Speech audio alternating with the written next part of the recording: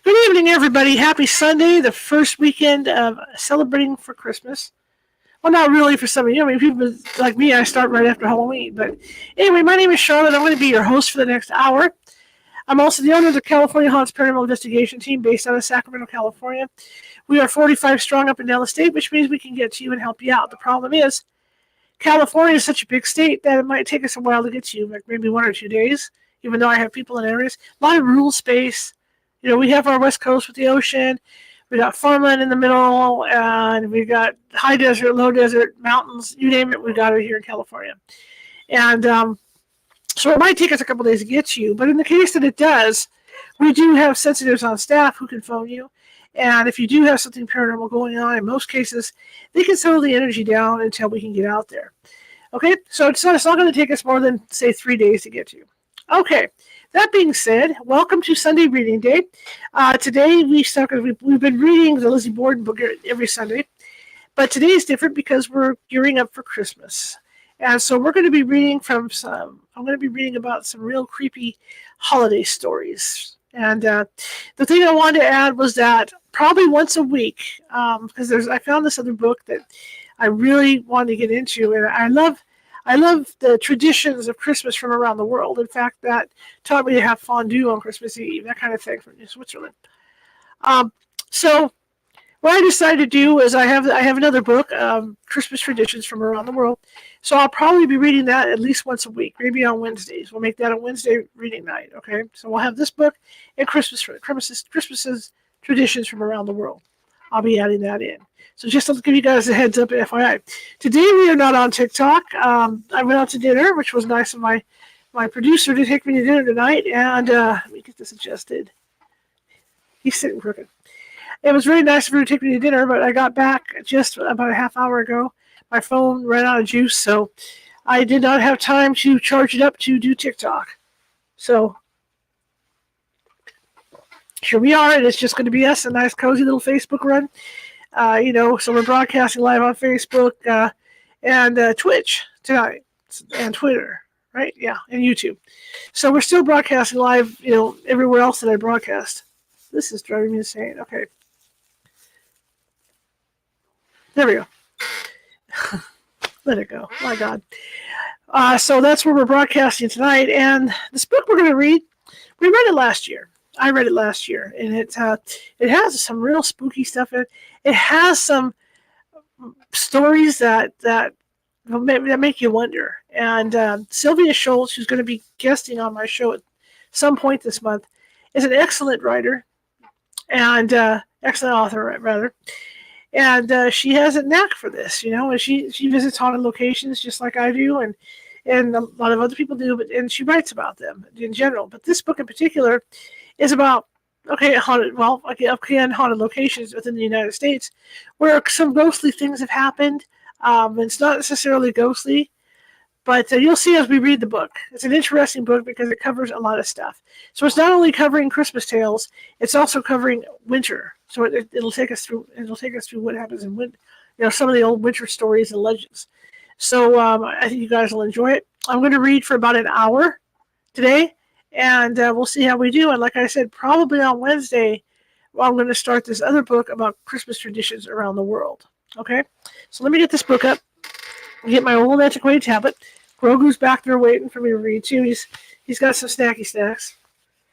Tried to get him some chicken nuggets today, but didn't have time. So here we go. But I've known Sylvia Shults for quite a few years.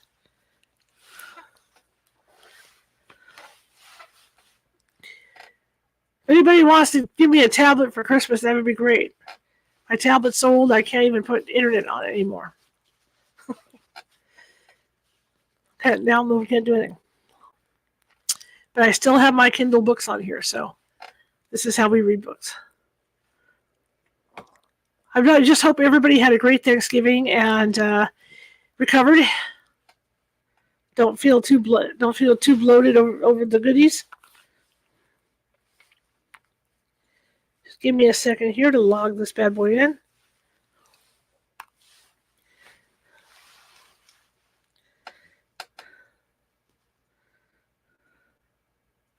And I've been, working on my front yard decorations, and I really haven't gotten anywhere.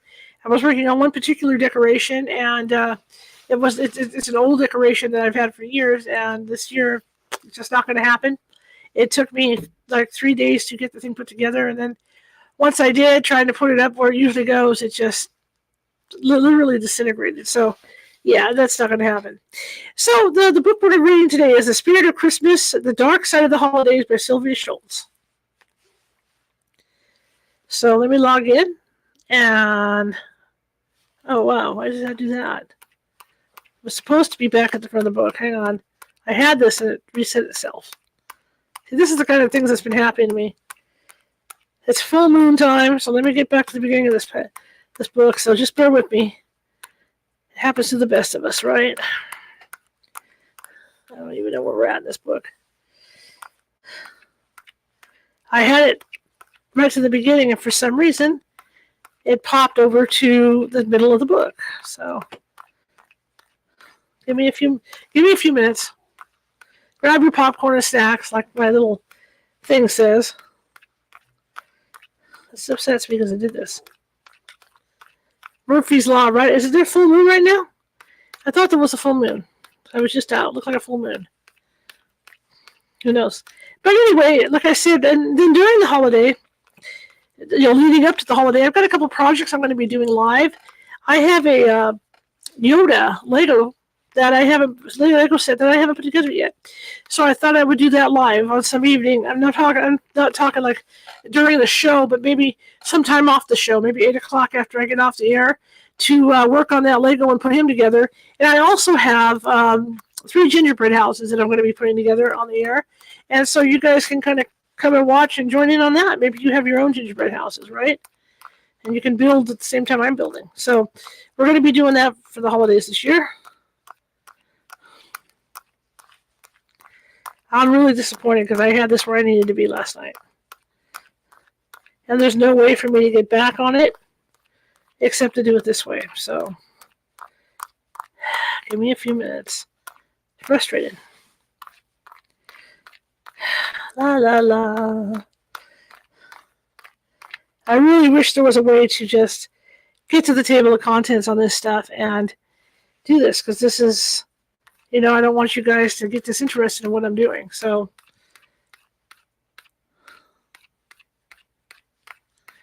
this is ridiculous.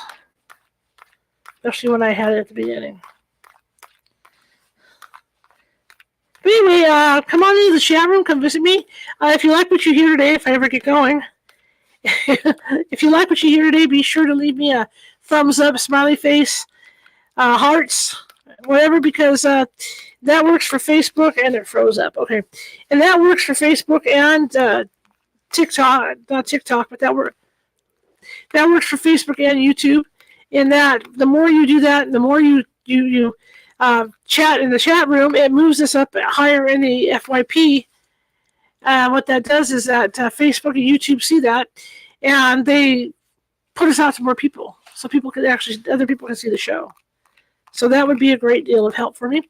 If you haven't done so already and you like what you see and hear tonight, also be sure to follow. If you're over on Facebook, hit that follow button. We're always looking for followers. If you're over on YouTube, hit that subscribe button. So Christmas, has been a time where family members get together, do Thanksgiving, to just do family things. And when people die, this is coming from a ghost hunter. I'm not an expert here, okay? I'm an empath, but when people pass away, especially if it's within a year or a few weeks before the holidays, it can be really lonely and depressing to have your holiday. But you know what? You have a house full of people and you don't realize it, because the people who have passed away do tend to come around at Christmas and during the holidays to be with you, because they want to be with you just as much as you want to be with them during the holidays. This is yuck. Just yuck. Let me go in now. This is just total yuck to have to do this. I apologize. I really do.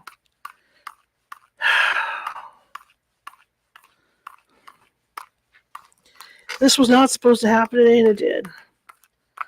So I got to take it. It won't let me go back to the front, the main page on this. I have to go page by page to get back to the front.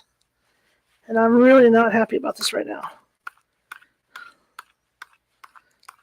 But like I was saying, your relatives do come around during the holidays. You may not realize it, but they do. And so you got a full house. So if you catch, if you're sitting around your house in the evening and you catch a whiff of maybe your mother's perfume or your father's aftershave or something like that, then that's them visiting. That's them coming to see you. In my mother's case, when she passed away, I gave her a bath. I knew I didn't want to be dirty when they took her out of the house. So I gave her a bath, and it was with this Dial soap that's scented. And the same day she passed away, my friends and I that were in the living room could smell it. She was in the living room with us. So that was a sign that she was here, and I tend to hear her a lot. A lot. And I not hear her, but smell her a lot. And so I know she's around. She comes around, especially around Halloween, because I always do a big thing for Halloween. So, yeah. Well, this is taking forever. I just wish I could go back and get this taken care of. I wish there was a way. I know. Here we go. Maybe I can do it from here. Oh, there we go. I can just do it down here. Let's try this. There we go. Finally found the correct button. Okay, guys, here we go. Okay. I really apologize for this, but we're finally getting this book to where we need to do it. Okay, here we go. So this is the Spirits of Christmas, The Dark Side of the Holidays by Sylvia Shults. Quick sip. And here we go, and I apologize for the start delay. Introduction. Again, I will be reading for about an hour, and if there's something in here that freaks you out that you don't like, please don't turn me into the internet police. Just move on and watch something else, okay? But in the meantime, sit on your couch, put your fluffies on, and maybe drink some hot cocoa, and look at your tree, and just enjoy the stories. Introduction. It's the most wonderful time of the year, and it's loaded with ghosts. They say the veil between this world and the next is thinnest at Halloween, but there's still plenty of spillover at other times of the year. The dead of winter is a prime time for spookiness.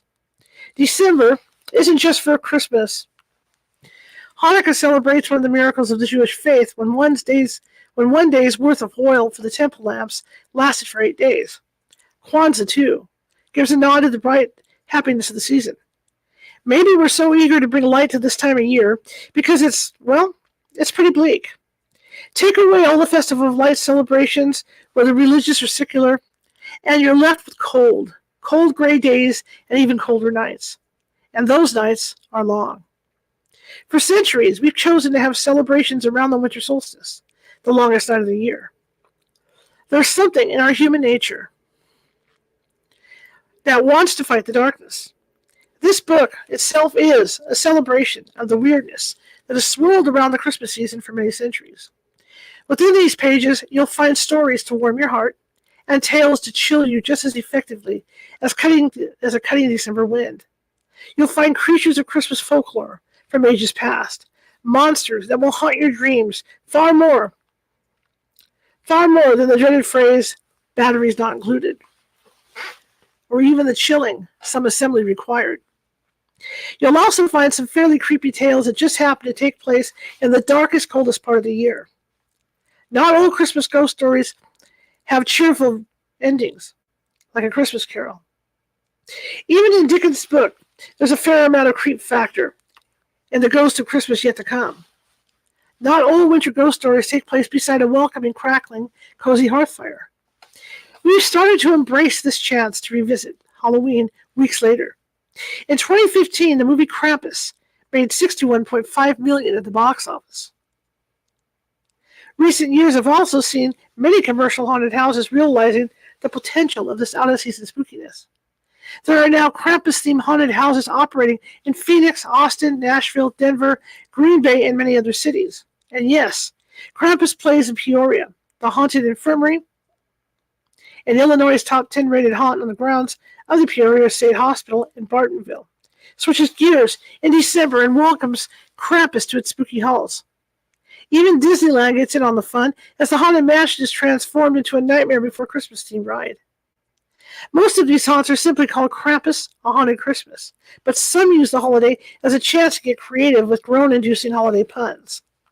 The Fright Before Christmas, Santa's Sleigh, Jingle Hell, and A Nightmare on 34th Street are just a few of these haunt names.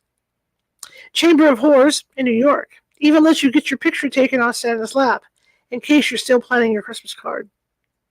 And for those of us who still feel warm and fuzzy around the holidays, some haunted houses offer a $3 discount for haunt goers who bring a toy to donate to charity. Some of these stories were collected centuries ago. Some of them were told to me by the people who experienced them.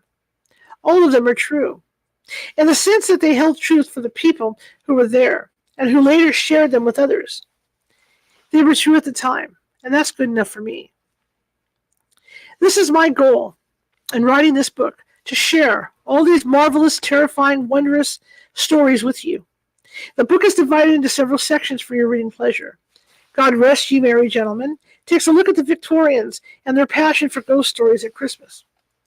We Wish You a Merry Christmas, or Else introduces some bizarre Christmas customs and looks at the raucous side of the season as it used to be celebrated. He Sees You When You're Sleeping introduces the monsters and demons of Christmas. In the Bleak Midwinter, describes unsettling events that unfolded in the coldest, darkest part of the year. The Darkest Midnight in December is a look at tragedies that happen to take place in that month. 'Tis the Season is a collection of ghost stories all through the month of December, and It Came Upon a Midnight Clear gathers ghost stories that happened on Christmas Eve or Christmas Day. So decorate the tree, whip up some eggnog, hang the stockings, and don't forget to check under the bed. Merry Christmas to all, and to all a good night.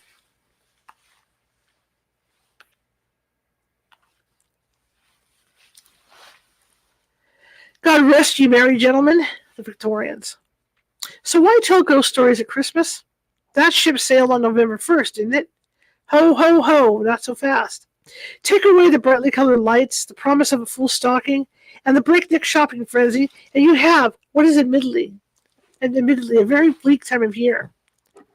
December marks the turning of the year, the shortest days and the longest nights. For centuries, it was the perfect time to curl up with a good ghost story. In 1891, here we go. Oh, okay. In 1891, in the introduction to an anthology of Christmas ghost stories entitled Told After Supper. Oh, you know what? Let me check one thing on my mic. Give me 1 second. Let me reset my mic. That's better. Okay. In 1891, in the introduction to an anthology of Christmas ghost stories entitled Told After Supper, the British writer Jerome K. Jerome wrote, "Whenever 5 or 6 English-speaking people meet around a fire on Christmas Eve, they start telling each other ghost stories. Nothing satisfies us on Christmas Eve but to hear each other tell authentic anecdotes about specters. Part of this hunger for the tale of ghostly revenants came simply from the time of year Christmas is celebrated. This went back centuries, long before the Victorian era. The Puritan leader Oliver Cromwell was also the Lord Protector of England, which meant that he got to make the rules for a while. In the mid-1600s, Cromwell tried hard to abolish the celebration of Christmas altogether. After all, he argued, nowhere in the Bible does it expressly say that Christ's birthday is on December 25th. As a matter of fact, shepherds in the Holy Land watch over their flocks by night in the springtime, April or early May. It wasn't until the 4th century that Pope Julius I fixed December 25th as the date to celebrate the birth of Christ. The Protestants also thought that celebrating Christmas smacked of Catholicism, which they were eager to abolish. So Christmas was a non-starter for quite a few centuries in England, unless you were in the Catholic minority. December 25th as the date for Christmas was not an arbitrary choice for the early Christians, Both Yule and Sol Invictus, which is the festival of the unconquered sun, commemorated the winter solstice. The symbolic connotations of these holidays coincided with the Christians' belief that the Son of God had come to the world. Pope Julius I simply co-opted the dates that were already significant to pagan Romans and Northern Europeans.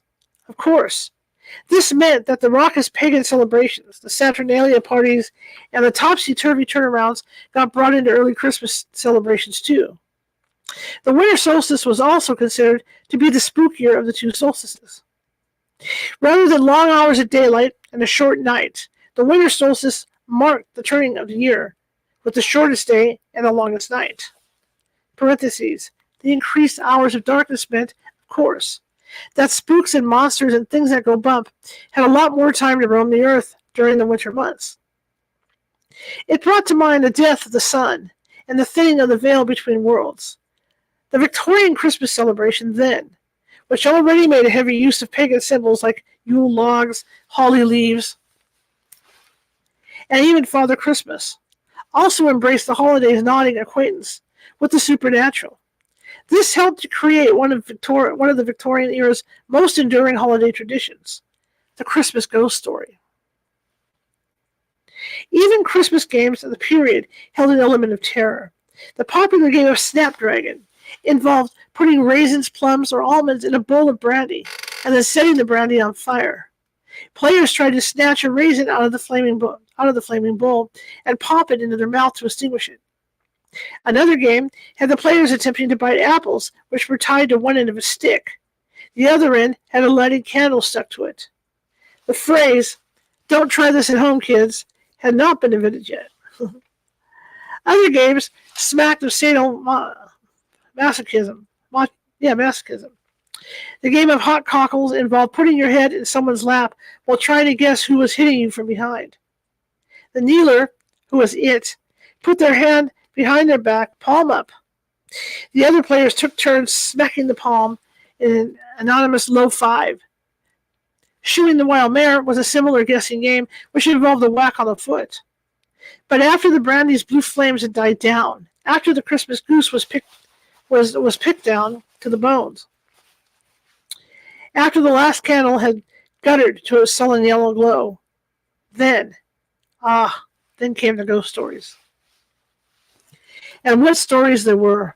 The Kit Bag, 1908, by Algernon Blackwood, tells of a man packing a haunted suitcase on Christmas Eve in preparation for an overseas journey. Mrs. J.H. Riddell wrote A Strange Christmas Game in 1863 about a brother and sister who spend Christmas in a haunted house and witness the ghostly reenactment of a murder. And speaking of games, Smee by A.M. Barrage, 1931, is a real spine tingler. A house full of partiers are playing hide and seek on Christmas Eve in a big old rambling country house, when they discover during the game that an extra player has snuck in and joined them. All of these tales and more can be enjoyed at www.gothichorrorstories.com. One of the most famous Christmas-themed stories is Another Tale of Hide and Seek. This one, quite a bit more gruesome than the atmospherically chilling Smee. This story is sometimes presented as a true ghost tale, but it has been through so many incarnations that it should more truly be considered an urban legend. The following is just one of a half-dozen versions of the story. The story is set, sometimes in Bramshall House in Hampshire, England. Originally built in the 1600s, it was renovated extensively over the centuries. The current manor house was once owned by Sir John Cope, and it is his daughter, Anne, whose ghost now haunts the mansion. Anne was married on Christmas Day. During the wedding celebration, Anne suggested the guests all play a game of hide and seek. The guests all scattered throughout the huge country home. Anne scampered to a little-used part of the manor house, where to her delight, she found a large oak chest. She climbed inside and pulled the lid down on top of herself. It was a good hiding place, much too good. 50 years later, some unsuspecting Cope descendant opened the ornately carved chest and got a horrifying surprise. Anne's mummified remains were still dressed in her wedding gown. Scratch marks on the inside of the lid were a gruesome testimony to her final hours. In 1953, Bramshill House was sold out of the family and turned into a police training center. Many cadets, so the story goes, have seen a lady dressed in a long white gown drifting around the mansion, or caught whiffs of the sweet scent of her wedding bouquet. Sure, it's an urban legend of sorts, but it's also the kind of a cool story. And as urban legends go, this one has staying power. Its origins can be traced back even to before the Victorian era. The story can be found in a poem by Thomas Haynes Bailey, 1797 to 1830, sometimes called the Ballad of the Mistletoe Bride. The poem and the story illustrate the technique of setting a tragic story at Christmas. It's an example of a joyful time of year and a joyous occasion, which is a wedding, with the main character's horrifying final moments, being buried alive. The Victorians just loved this kind of stuff. As far back as Shakespeare's time, Christmas was associated with wandering spirits. In Hamlet, the guard Marcellus tries to explain the sudden disappearance of Hamlet's father's ghost. Some say, quote, "Some say that ever against that season comes, wherein our Saviour's birth is celebrated, the bird of dawning singeth all night long. And then they say, no spirit dare stir around. The nights are wholesome, then no planet strike, no fairy takes, nor witch hath power to charm. So hallowed and gracious is the time." End quote. Maybe Marcellus was doing his own version of whistling past the graveyard or hiding under the cover so the ghost can't get him. But this bit of ghost lore tells us a lot about the Victorian attitude of later years towards spirits. There were spirits aplenty running around Victorian England, but according to the lore, Christmas Eve was the one night of the year when ghosts were not allowed to roam the earth. Maybe that's why the Victorians felt so safe telling spooky tales on Christmas Eve. They could talk about ghosts all they wanted to, with no fear of drawing unwanted attention from the spirit world. Another theory of the Victorian fondness for ghost stories is that people of the era were just glad to have a safe, well-lit place to tell those stories. The Industrial Revolution of the late 18th and early 19th centuries marked a move towards living in big cities. As England's population moved into urban areas, nature and the darkness found there after the sun went down became unfamiliar and frightening. People of the early 19th century had, only recently, gotten used to the luxury of having dependable sources of light after nightfall. Gas lighting was invented in the 1790s, and gas lighting of streets and buildings began in the early 1800s. Most streets in London were lit by gas lamps as early as 1816, but gas as a means of lighting homes was distrusted for the first 50 years or so. There's also a theory that gas fixtures themselves contributed to the epidemic of Victorian ghost sightings. There's a reason the bright interior decorating of the Georgian period, all that beautiful white and gold decor, turned dark and gloomy in the Victorian age. Dark Victorian wallpaper hid soot better. Soot from the fire suit. Hid soot better. I did it again. Hid soot better. Gas fixtures began to show up in city homes and manor houses in the mid-19th century, and sometimes they leaked gas and tainted the air with noxious fumes. A tightly laced corset was only one reason for a well-bred Victorian lady to faint. Another reason was lack of oxygen in gas-lit parlors. There's a theory in paranormal circles that gas leaks sometimes lead to hallucinations of wispy figures or shadows seen out of the corner of the eye. This would go far towards explaining the explosion of ghost sightings in the Victorian era. Whether or not 19th century ghosts were the product of leaky gas fixtures, we have the Victorians to thank for a wealth of supernatural themed literature. The late 19th and early 20th centuries saw countless Christmas gift books published that were entirely devoted to ghost stories. These weren't cheap dime novels either. These were classy upscale publications of quality design and prestigious writing. Contributors to these gift books and annually published anthologies included Edgar Allan Poe, Mary Shelley, Nathaniel Hawthorne, and Rudyard Kipling. Sir Arthur Conan Doyle actually introduced the character of Sherlock Holmes in a story for a Christmas annual. But the granddaddy of all Christmas ghost stories is, of course, A Christmas Carol. The most beloved of Dickens' works was written for a most unsentimental reason. The author had bills to pay. In October 1843, Charles Dickens was hurting for money. He got married in 1836, and he and his wife had already produced 4 children, with number 5 on the way. Dickens had an almost pathological horror of being in debt. His father had been thrown into debtor's prison when Charles was 12 years old. The grown-up Charles Dickens refused, above all else, to put his own family through such a shame and degradation. He needed a project to raise some fast cash. He had an idea for a story of a miserly old curmudgeon whose grumpy outlook on life is changed by visits from 3 spirits. Dickens was actually recycling material he had already written in the Pickwick Papers. In those Pickwick Papers, Dickens wrote, "The story of the goblins who stole a sexton. This told the story of Gabriel Grubb, and isn't that just the perfect name for a gravedigger? A drunken sexton who chooses to spend Christmas Eve digging a grave instead of celebrating the holiday. Parentheses. I suppose someone's going to do it, but hey, Christmas is Christmas." End of parentheses. Grubb is dragged off by goblins and has a change of heart after the Goblin King shows him a series of visions that prove his life is worth living after all. Dickens took this theme and embroidered it. Instead of visions, Ebenezer Scrooge received actual visits from ghosts. First, his late partner Jacob Marley. Then the spirits of Christmas past, Christmas present, and Christmas yet to come.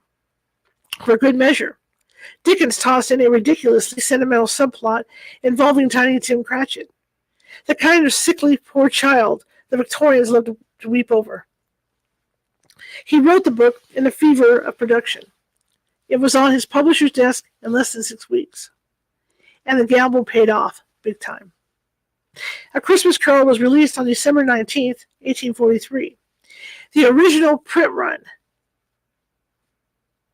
of 6,000 copies sold out within 3 days. Since then, it has never been out of print, taking on a life far beyond the printed page. It has been produced as a play, a musical, and many movies, the earliest being a 1908 version by Thomas Edison. Dickens kept up with this fashion of telling ghost stories at Christmas time. Until his death in 1870, Dickens produced a number of Christmas annuals and invited other writers to contribute to these anthologies. With the success of A Christmas Carol, Dickens could pay off the debt that had led to its creation. Dickens was set for life. In fact, he was able to leave both his wife, from whom he had separated in 1858, and his mistress, an actress he met in 1857, independently, wealthy, for the rest of their lives. Not too shabby. Incidentally, it seems that Charles Dickens has joined the cast of spirits who populate his best-known work. In life, he spent time at the Omni Parker House Hotel in 1867 and 1868, while touring the United States giving readings of his works. He could be heard in his room practicing his delivery late into the night. In modern times, guests who stayed in the Dickens suite reported seeing the ghostly image of the great author himself in a large mirror that used to hang in the room. The phantom would appear in the mirror, pacing back and forth, reading A Christmas Carol out loud. When spoken to, the ghost would vanish. Many hotel guests also reported that the elevator would stop on the 3rd floor of the hotel, even though no one had pressed the button. Was it the ghost of Dickens heading back to his room? The haunted mirror spent many years hanging on the wall at the hotel until it was moved a few blocks away to the Tremont Temple Baptist Church, and now hangs on the second floor at the very end of the hallway. It wasn't only famous writers who contributed stories to the Christmas annuals. Folks who didn't have a literary reputation to uphold, but who had an interesting tale to tell, often shared their experiences with the magazines. A Major McGregor shared his tale with Real Ghost Stories, which was the celebrated Christmas edition of the Review of Reviews. At the end of 1871, the Major went to Ireland to visit his relative who lived in Dublin. In January 1872, this relative's husband fell ill. The Major sat up with the sick man for several nights, until it seemed a corner had been turned. On that night, the Major felt confident about leaving the patient to sleep alone, and he himself went to the guest room for some much-needed rest. He told the footman to wake him if the patient suddenly took a turn for the worse. Then he went to bed. The Major was awakened sometime later by someone giving him a push on the shoulder. He came awake immediately and said, "Is there anything wrong?" He got no answer, just another push. The Major, thinking it was the footman, got annoyed and snapped, "Can you not speak, man? And tell me if there was anything wrong." His visitor stayed silent.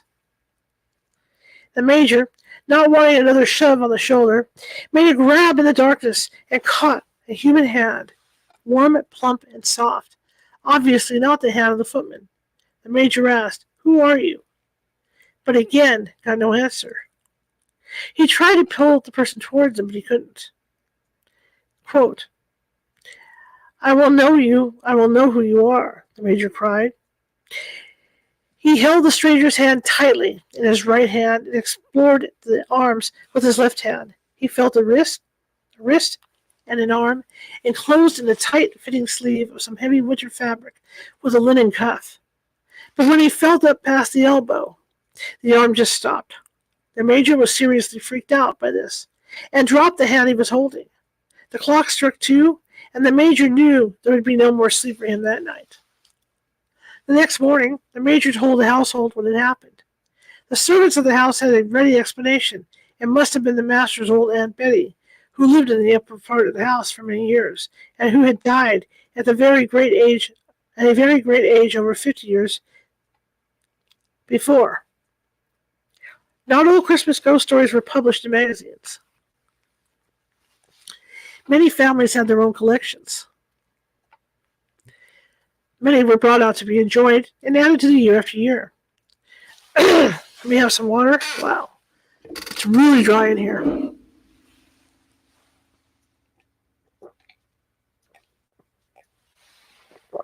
All right.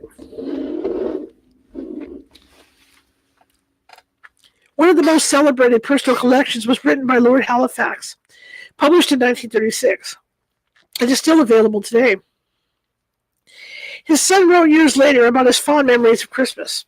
As long as I can remember, my father's ghost book was one of the most distinctive associations of Hearkening, which is the family home. He kept it always with great care himself, from time to time making additions to it in his own hand, and bringing it out on special occasions such as Christmas to read some of the particular favorites aloud before we all went to bed. I will recollect my mother protesting, although I think almost inevitably to no effect, against the children being frightened too much. The victims themselves, fascinated and spellbound by a sense of delicious terror, never failed to ask for more. I myself would have been right at home with the Halifax children. So here, in the spirit of Christmas and of that grand old tradition of the season, I offer this collection of true ghost stories. I hope it brings you as much wonder and terror as Lord Halifax's stories brought to his children. We wish you a Merry Christmas, or else. Bizarre Christmas Traditions. And a quick reminder, I do have permission from the author and publisher to be reading this book. Christmas hasn't always been Tiny Tim saying, "God bless us, everyone." Centuries ago, it was more of a matter of every man for himself. It was a time of carousing, of turning of the social order of things upside down. It was, in short, a time for shenanigans.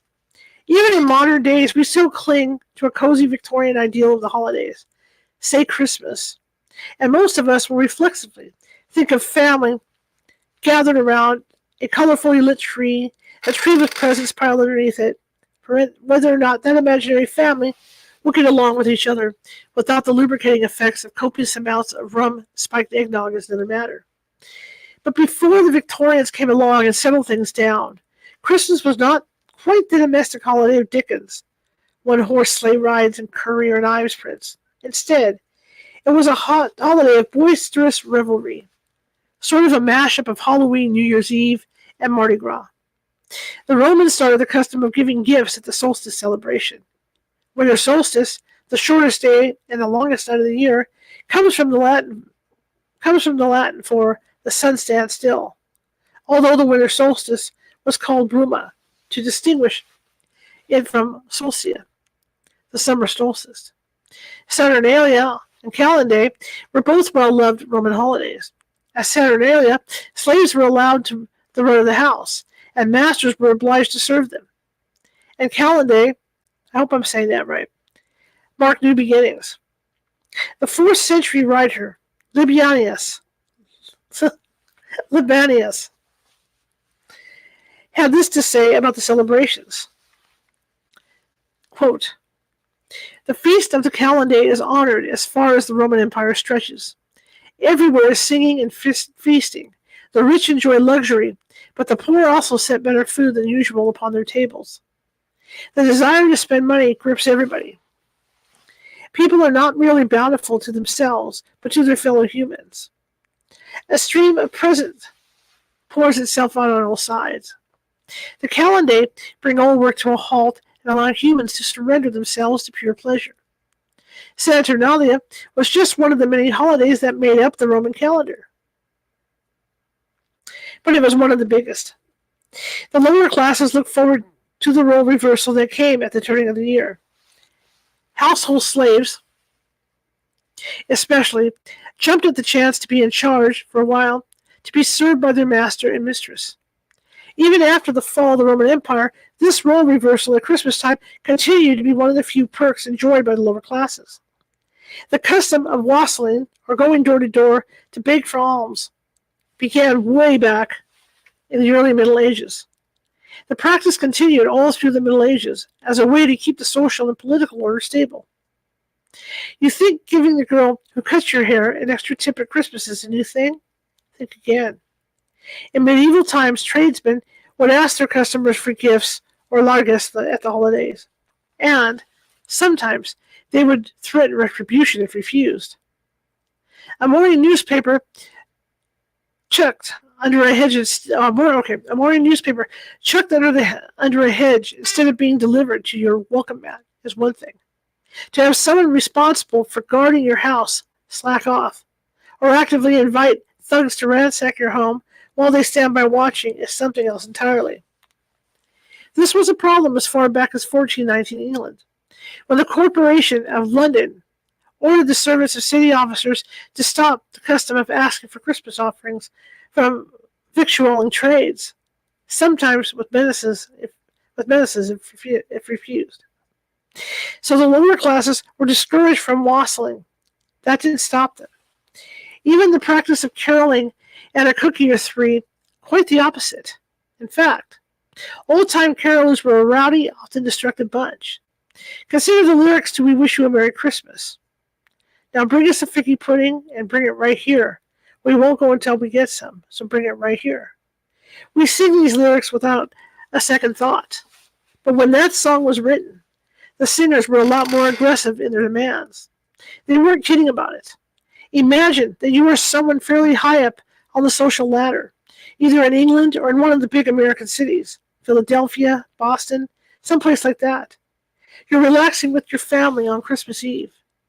You'll wait until New Year's to exchange gifts because that's a great way to acknowledge fresh beginnings. For now, you're content to enjoy some quiet time with your loved ones. But you keep one ear cocked for trouble. And there it is, a pounding on the door.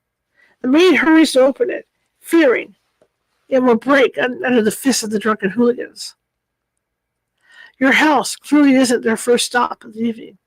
A half-dozen thugs swagger into your front parlor, their boots tracking snow and mud on your carpet. One of them, clearly the leader, calls himself the Lord of Misrule. He yells at you to bring out several bottles of your best wine and plenty of good food, especially cake, if you have it, and he knows you do. The rowdies spend an hour or so swinging claret, and mashing cake crumbs into the doilies. But what can you do? You can't tell them to leave. It's tradition. They finally leave. And you breathe a sigh of relief. You're out a couple of bucks since they demanded money too. And your parlor is trashed, but they're gone. That's over with. Until the next bunch shows up. It's going to be a long holiday season. It's not too much of a stretch to say that Clement C. Moore, with his poem A Visit from St. Nicholas, single-handedly turned society's perception of Christmas 180 degrees. With this poem, better known by its first line, which was the night before Christmas, Moore completely upended the perception of Christmas as a time of riotous misrule. Instead, he introduced the character of St. Nicholas as the polar opposite of a lord of misrule. Instead of a bunch of rowdy young men bursting into the house uninvited, one man, solo, comes into the house. He hasn't been invited in either. But he comes in silently, without the boisterous good cheer of the wassailers. A good cheer that could turn ugly in a moment. St. Nicholas is obviously a member of a lower working man class. He holds the stump of a pipe clenched in his teeth, which was an affectation of the laboring class. Dandies smoked pipes with long stems. Working men preferred to snap their pipe stems off short. Also, he opens up a peddler's pack, but he poses no threat to the household. As a matter of fact, St. Nicholas displays his own largesse. Instead of demanding gifts from the narrator, fine food, liquor, presents, and money, St. Nicholas leaves gifts for households. And most importantly, instead of threatening the narrator, we won't go until we get some, St. Nicholas expressly lets the narrator know he has nothing to fear. His appearance and behavior, although startling, are absolutely non-threatening. At about the same time, Clement Moore published A Visit from St. Nicholas in 1822. Society's opinion was turning against public displays of drunken rowdiness at Christmas. It was around this time that people began to buy Christmas presents for each other and for their children, rather than making them. Although, even then, a handmade gift, or at least a hand-finished gift, was much preferable to a completely store-bought item. Merchants wanted to make their shops safe, appealing places, free from the unwanted attention of drunken revelers.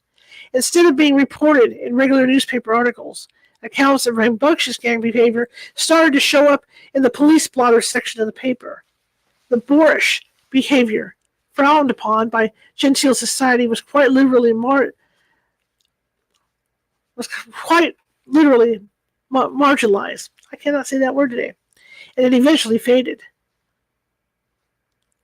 Wassailing had largely died out in England by the 1930s, even though the folks who used to practice the obsolete custom were still alive and well.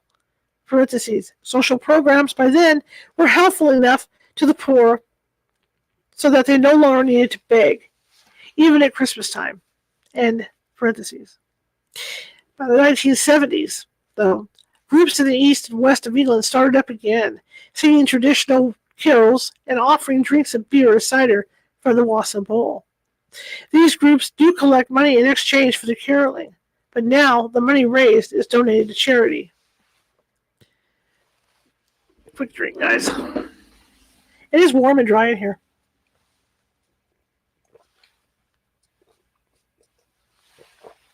I think if I did that while I was doing the show, wouldn't that make for a fun show?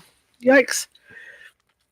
One of the most puzzling and, to modern eyes, grotesque example of a Christmas ritual reversal is the English custom of hunting, killing, and displaying of wrens.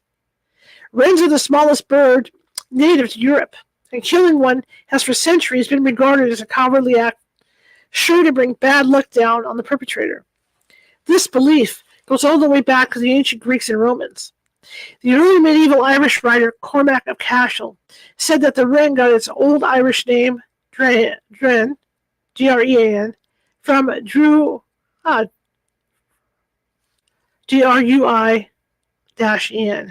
Druin, or druid bird. The ancient Irish used the wren for fortune-telling. But by the 17th century, the Irish were killing wrens at Christmas. This was also a custom in the British Isles and in the south of France.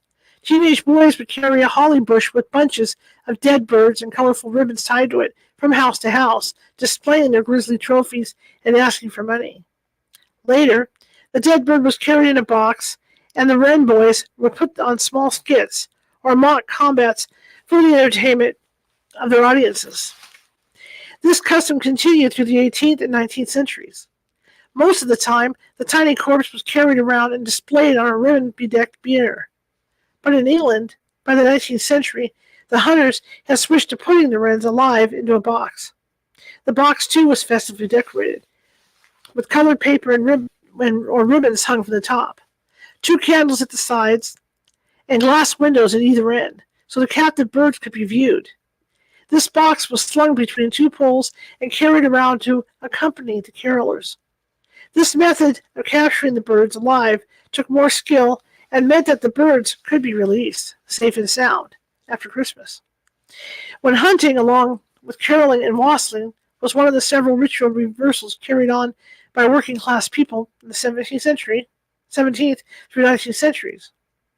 Much earlier than that, though, members of the higher social classes were getting up to their own Christmas shenanigans, and some took it, well, a little too far. Most of the records we have of the medieval period in Europe come down to us from the church, as priests and monks were generally the record keepers of the time. By the 12th century, some of the clergy in France had developed a Christmas celebration that evoked the pagan merrymaking of ancient Saturnalia. They called it the Feast of Fools, or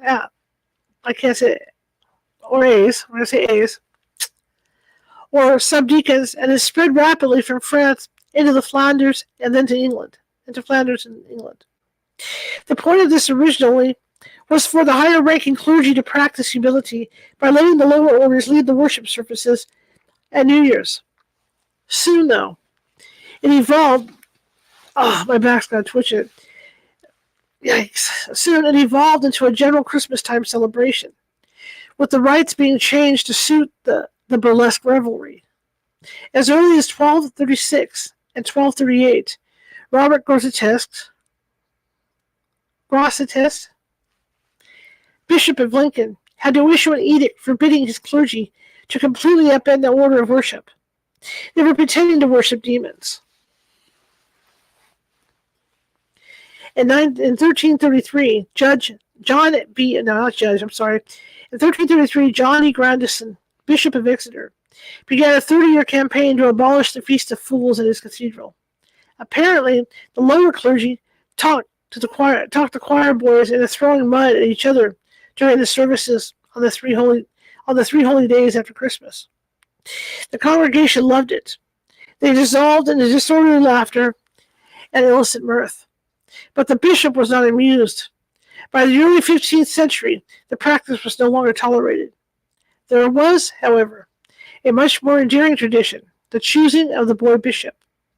In the early 10th century in Germany, the junior clergy and assistants of cathedrals were recognized and honored by being allowed to hold a procession on the 3 holy days after Christmas. Deacons on St. Stephen's Day, priests on St. John's Day, and choir boys on the feast day of the Holy Innocents, the children slaughtered by Herod's men in their search for the infant Jesus. This spread quickly to France and England, and remained a custom throughout the Middle Ages. In the 12th century, the cult of St. Nicholas of Myra, patron saint of the children, became popular in Western Europe. and this reinforced the popularity of the tradition of Feast of the Boys. Excuse me. The boy bishop was chosen by the choir boys, being one of them. He had to be good looking with a fine singing voice. The boy bishop was dressed in a jeweled mitre and velvet vestments embroidered with gold. He and his retinue paraded around the town collecting alms in return for singing at monasteries, convents, and the houses of nobles. Sometimes the money collected was donated to the boys' school. In other areas, the boy was allowed to keep whatever money was left after the cost of providing a large supper for his mates on the feast day of the Holy Innocents. As ritual reversals went, the choosing of the boy bishop to preside over services was pretty low-key. It was easier for the clergy in charge to control the boys and regulate their celebrations, as opposed to the rowdiness of adult tradesmen. Plus, this custom was less of a reversal and more of a reaffirmation of Christ's teaching of the special relationship of children to the kingdom of heaven.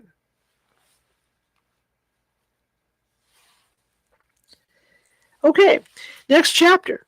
He sees you when you're sleeping. Creepy characters of Christmas. Let me grab a little bit more drink here. I tell you, it's warm in here. Water's good for you anyway, right?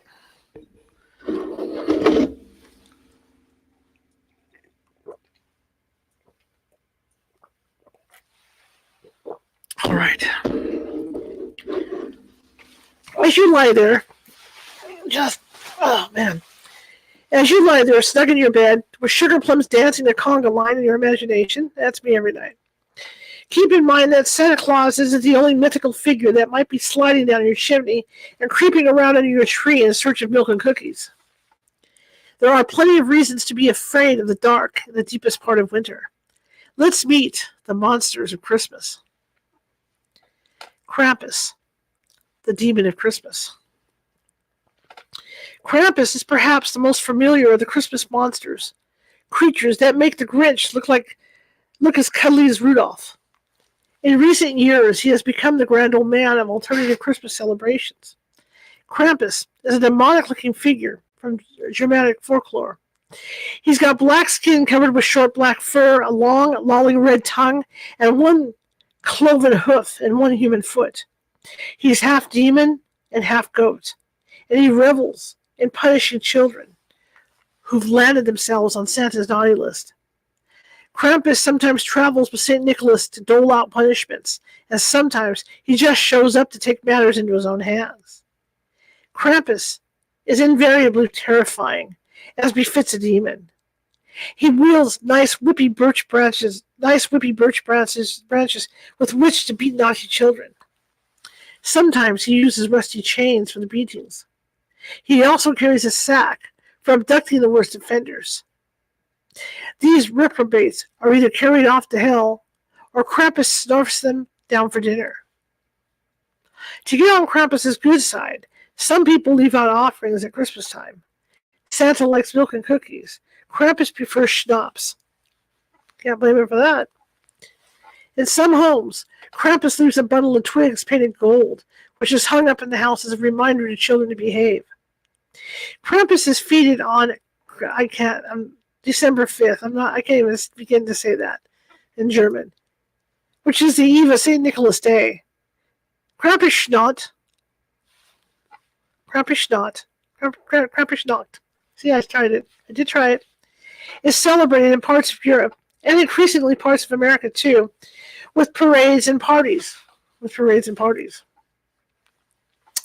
Le Befana, Santa's tipsy other half. Move over, Mrs. Claus. La Befana is southern Italy's answer to Santa. The legend of the Christmas witch says that the three wise men stopped at her cottage to ask for directions to Bethlehem. Being in southern Italy, they were woefully off course. La Befana had the prettiest, cleanest, best-kept house in the village, and she was famed for her generous hospitality. She invited the Magi to spend the night at her cottage. Thrilled with the kind invitation, the wise men accepted. The next morning, they invited La Befana to come with them in their search for the Christ child. La Befana begged off, saying she had far too much housework to do. After all, houses don't clean themselves, you know. A few days after the wise men left, La Befana reconsidered their offer and decided that yes, she might like to witness the birth of baby Jesus. Unfortunately, she had forgotten to ask where the wise men were headed. Ever since then, she has wandered the planet searching for Bethlehem, leaving toys for good children, and coal, onions, and garlic for naughty ones. There was another darker origin story for La Befana. In this version, she is a mother who had been driven mad by the death of her only son. In her delirium of grief, she heard the story of the birth of Jesus and became convinced that he was the reincarnation of her own lost son. She left home and searched for him. After months of looking, La Befana found the Holy Family and gave baby Jesus all of her late son's possessions. In return, Jesus blessed La Befana and made her the honorary mother of every child in Italy. Now, her grief healed. La Befana travels the country giving gifts to children during the Christmas season. Just like Santa Claus, La Befana enjoys a snack when she is on her rounds with a sack full of goodies. But instead of milk and cookies, she prefers a bottle of wine and boiled sausages with a side of broccoli. Although La Befana, like Santa, is a jolly sort, there is one thing you must remember, and that is that she doesn't like to be seen. If you catch her making her visit to your house on Christmas Eve, don't make eye contact with her, or she'll smack you in the face with her witch's broom. Okay. Oh, okay. I'm having a back twinge. Let's see. Saint Lucia, patron saint of the poor and blind. In Scandinavian tradition, the Christmas season is welcomed on St. Lucy's Day, December 13th. Young girls, usually the oldest daughter in the family, wake the family members with a breakfast of lucicatter, currant-filled buns made golden and fragrant with saffron. The girl serves this treat to the family while wearing a crown made of holly, surmounted by several lit candles. St. Lucy's Day is yet another holiday observance that emphasizes the triumph of light over darkness. In the Julian calendar, the winter solstice fell on December 13th, her feast day. St. Lucy is the Catholic patron saint of the poor and blind for good reason. Lucia lived in Sicily in the late 3rd century A.D.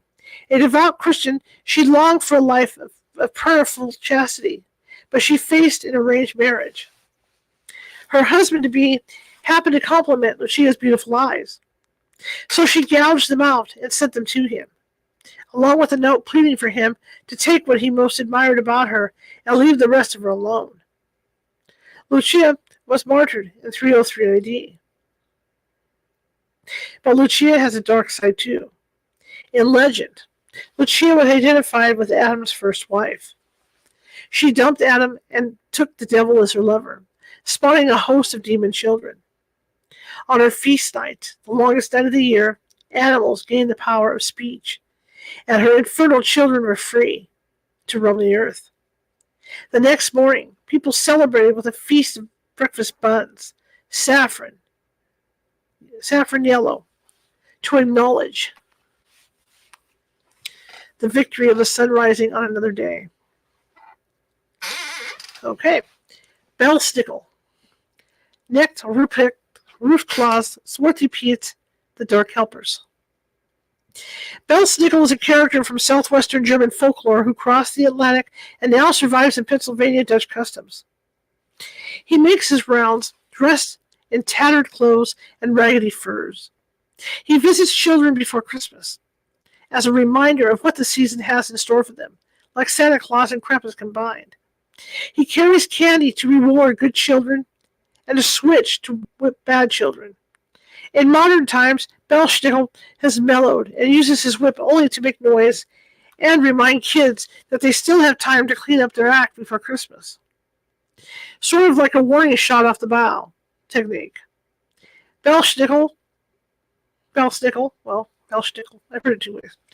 might have gotten his name from the German Belsen, to beat or wallop, and nickel for St. Nicholas. All right, next. No, I'm trying, guys. You can laugh all you want. Go ahead and laugh.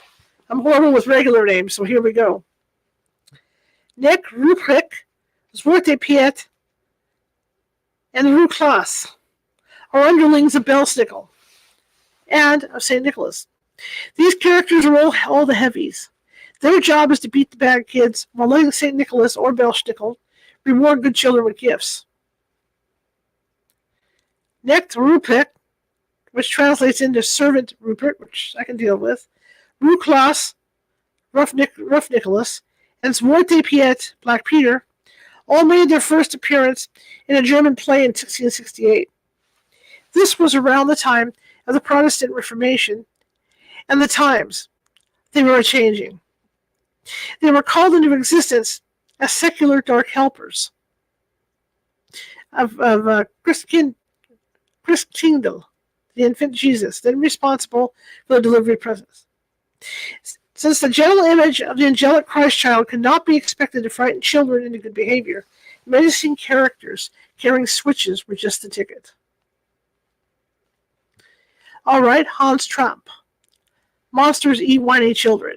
Now remember, if you're uncomfortable with this, please don't turn me into the Facebook police or YouTube police or any place like that. Just turn the thing down and move on. Hailing from the Alsace-Lorraine region of France, Hans Trapp was another anti-Santa. But instead of just being invented by grown-ups to scare kids into good behavior, legend says that Hans Trapp was a real man. And in the best fairy tales, he was a rich, greedy, evil guy. He ran afoul of the Catholic Church somehow and was excommunicated and exiled to the forest. He would dress in raggedy scarecrow clothes and would snatch unwary children, drag them to his cave deep in the woods, kill them, and eat them. One dark and stormy night, he was in the middle of a cannibalistic child abduction, and he was struck by lightning and killed in the act. Presumably, his evil nature survived him to terrorize children for centuries afterwards.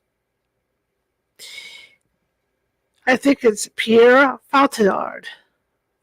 Fouettard. Fouettard. P-E-R-E. Father Whipper. I'm going to say Father Whipper is a French version of Hans Trapp, also reportedly based on a historical figure. He was said to have been in life an evil butcher who craved the flesh of children to eat. According to the legend, 3 boys from rich families were on their way to religious boarding school when they stopped at his inn for the night. He lured the 3 boys into his butcher shop where he killed them, chopped them up, and salted them down.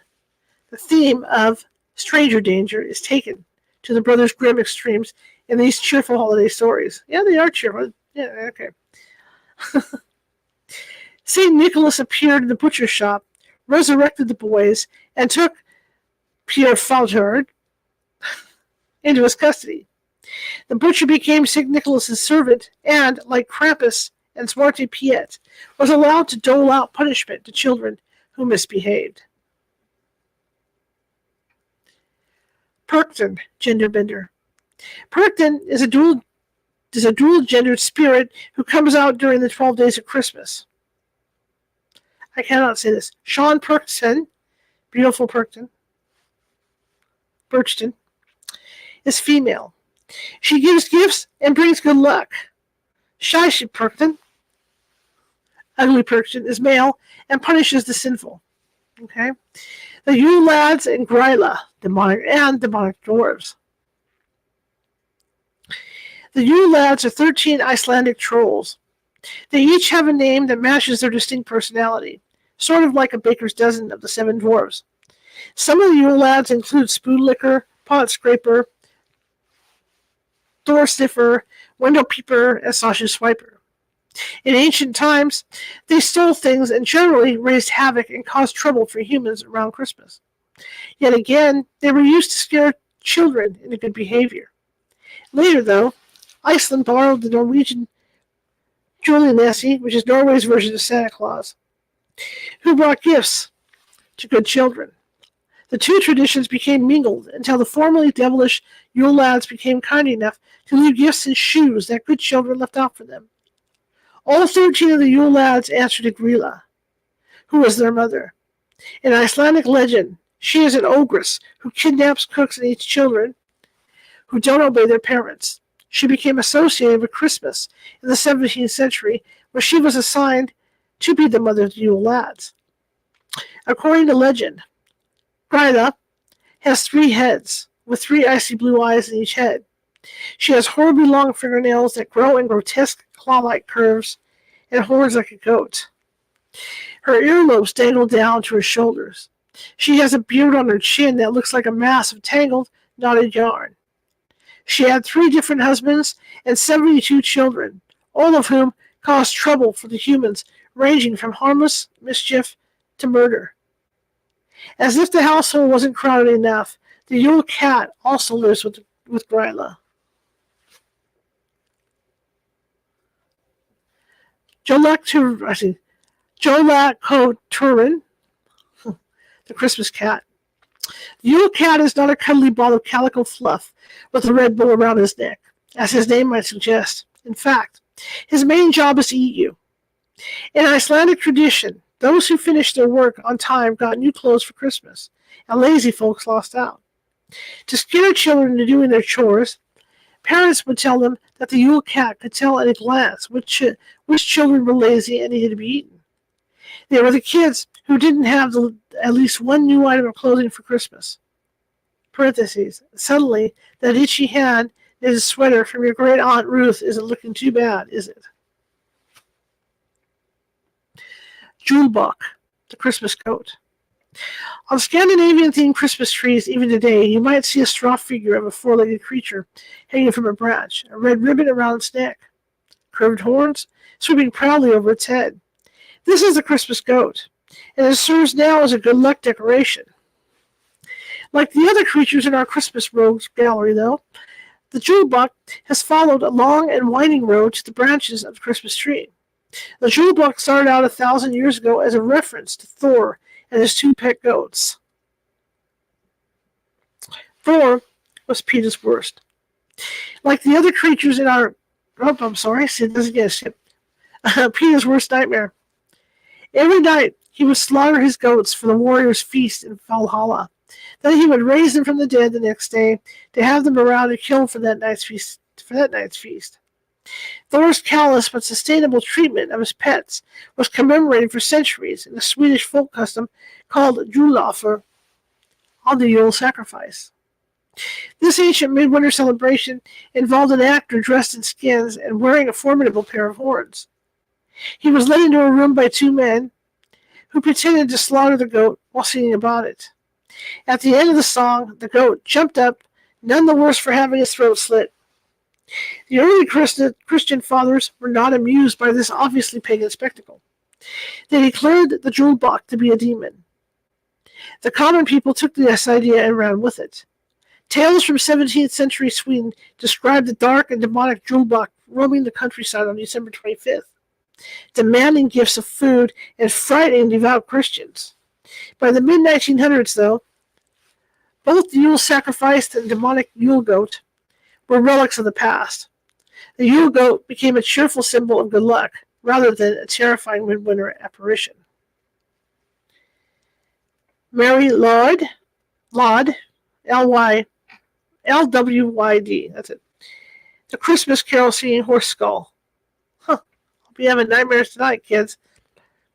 Mary Lwyd was a gray mare. So we'll say a gray mare. Is a mischievous party animal. No, seriously. The gray mare is nothing more than a horse's skull with a hinged jaw, decorated with ribbons and bangles, with colorful reins on its halter. The skull is perched on the top of a pole and carried around by a man under a white sheet. The gray mare travels with an entourage of merrymakers who take Christmas caroling to a new level. The band goes door to door at houses or pubs because why not? And engages the inhabitants in the battle of rhyming insults, a yo mama fight inspired by Dr. Seuss. In theory, whoever stumbles on a rhyme first loses. But the gray mare is invited in no matter who wins. The theory being that she is so jolly and terrifying that she scares the pace out of any evil spirits that happen to be hanging around the place. She brings good luck for the coming year just by being in the house. In Celtic Britain, the horse was a symbol of power and fertility. Rhiannon, the horse goddess and queen of the underworld, rode a majestic white horse. Horses that had ability to cross between this world and the next were depicted as white or gray. Battles of wits, too, are common in Celtic literature. So the custom of parading the gray mare in the streets at Christmas is sort of a mini course in Celtic mythology. The gray mare, dressed in white, returns from the underworld at the turning of the year and engages the humans it meets in a rhyming battle of wits. There was, the Christian church discovered, just no way to turn the gray mare from a riotously pagan symbol into a proper Christian celebration. So they denounced her instead, preaching against the drunkenness and bawdy verses. Ironically, the practice of parading the gray mare through the streets in search of booze and off-color fun had nearly died out by the 19th century, when the Reverend William Roberts wrote his book, The Religion of the Dark Ages. In it, he warned against the dangerous shenanigans of gray mare and helpfully wrote down 20 of the most common verses, thereby setting the stage for a gray mare revival. The tradition of gray mare faded through the mid-20th century, but the cheerful nonsense has become popular once again in recent years. Okay, guys, that is it for this week, and I will be back on Sunday next week to continue this book. And like I said, be on the lookout because Tuesday or Wednesday, I will be reading from another book with a lot of Christmas religions from around the world. So we're going to hear similar stories and poems and things. So probably more expanded stuff, about Krampus and things like that. So that'll be happening. Tomorrow, let me get this thing going. I keep thinking in my chair, guys. Sorry. Tomorrow, we're back at 6:30 p.m. Pacific. Medium Karen Clark will be joining me. We're going to have a discussion about the Titanic. I've been wanting to do this for a while. I haven't had a chance, so we're going to go ahead and do it tomorrow. But in addition to that, Karen's going to do some readings, some cold readings on the ship. I know we know some history and everything about the ship, but I think it's going to be interesting because what we're going to be doing is not only the Titanic, but the area around the Titanic to see what she picks up on, because there's a lot of other deaths and stuff that goes on over there. So we'll have to see, and we'll have to see what I can look up to see what matches up with what she gets. Because I know what you guys are thinking. She's a psychic. There's a lot of news out there about the Titanic, a lot of information out there. But I think that, I don't think it's going to really affect anything. I think it's going to be interesting. See if she can come up with any names that we can cross-verify. That's what I'm looking for, is names to cross-verify. All right. That being said, I will see you guys tomorrow night at 6:30 p.m. Pacific. Thank you for joining me tonight. I love reading, especially this book. I was so excited to get back to it. I love reading this stuff, and I hope you do too. See you tomorrow, 6:30 p.m. Pacific. Have a great night.